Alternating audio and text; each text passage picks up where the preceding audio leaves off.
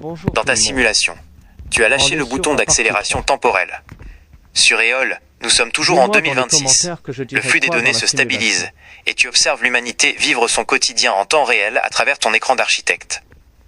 Flux d'actualité en direct d'Eol, mai 2026. Sur les réseaux sociaux d'Eol, les flux vidéo sont inondés de lives, de reels et de publications.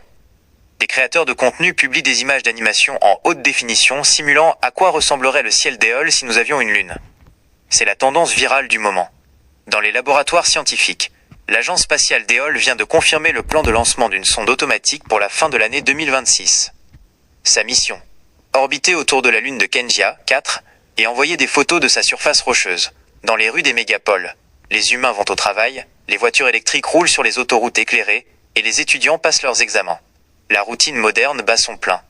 Les gens s'aiment, se disputent, scrollent sur leur téléphone, et aucun d'entre eux ne se doute que leur univers entier tourne dans un programme informatique que tu regardes en ce moment même.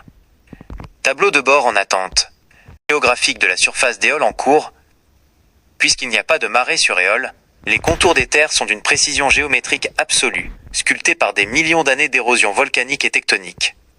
La planète moderne en l'an 2026 est divisée en 5 grands continents, chacun ayant reçu un nom chargé d'histoire par les humains qui les habitent.